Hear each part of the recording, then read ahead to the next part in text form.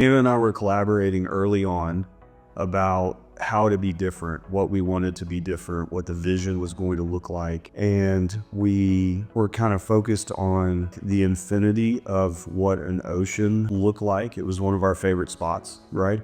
So when you look at the infinity and out and beyond and you can't see anything else, it was kind of the vision for us at the time when the waves were crashing of like, hey, this is new wave, this is how we want to be portrayed. And it really just fit as a vision of never ending, running alongside or moving in the ocean alongside our clients.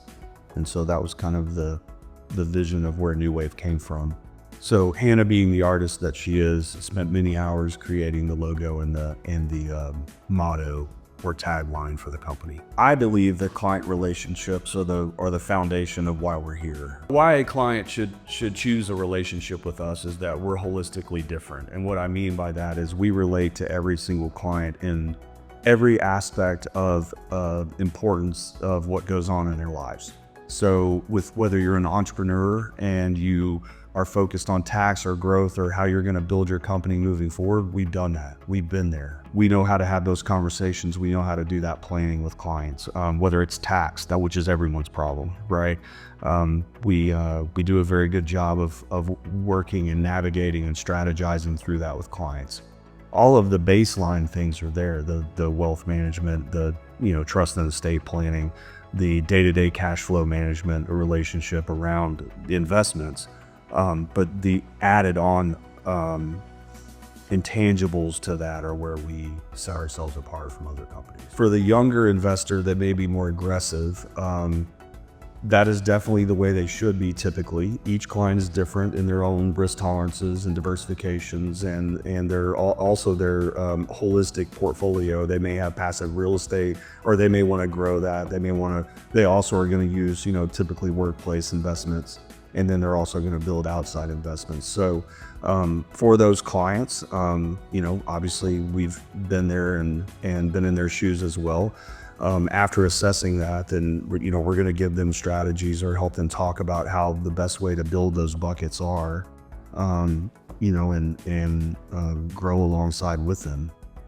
For the older clients that are maybe in the backside of the cycle, it also becomes an assessment of risk and where are the markets, how do those play in together with that client's individual strategy and plan, and then it becomes a timeline of intent, how they plan to use the money, how they plan to what their goals and objectives are with the funds, and then we build a custom tailored strategy around that.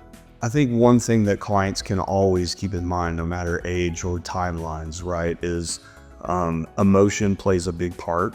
Sometimes they can get falsely fueled through, advertisements or news outlets or anything like that. Sometimes fear sells. And, one thing that we do with clients or one thing we do with our clients is always try to stay grounded. Always remember that there's a financial plan that backs the direction that you and your family want to go.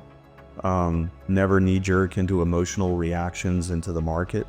Volatility is inevitable. It's going to happen in a bull market or a bear market, either one.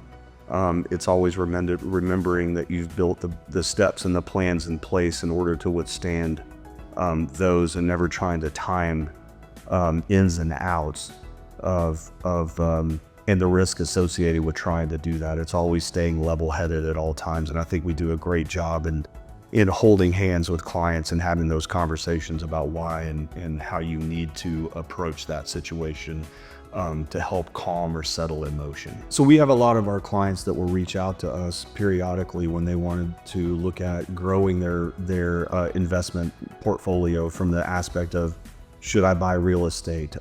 Should my CPA told me that I need additional tax write-offs? Should I write off, or should I buy a goat farm, right? Or different angles. Should I buy into a company? What do you think about partnerships, right? And managing partnerships, which are very unique animals in the business world.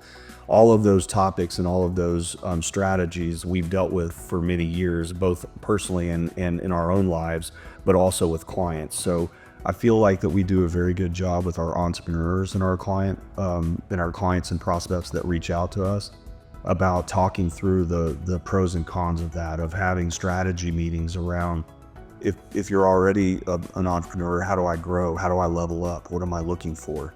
What are my things to navigate along the way, whether it be tax rule changes or whether it be labor law changes, or whether it be the pain points of owning companies and, payroll taxes and deadlines and, just all the things that go with that. Then how do I sell my company? What do I look at? What succession plans do I have? So I think all of those things we've both worked with in client relationships for many years and having those transactions, but there's also a lot of emotion that can play into that with business owners. And I think we do a great job as a company of rallying a team together to really sit down and talk about, how do I need to proactively plan for that? What are my things that I need to watch out for? Do I have my company structured the right way to even sell it, right? From a tax standpoint, or from an ownership standpoint, from a liability standpoint. If I have multiple real estate ventures, do I need to separate those out into separate LLCs? Or from a liability standpoint or a tax standpoint, where are my hurdles in that? I think all of those conversations are just things that at New Wave we do well with our clients to sit and conversate about.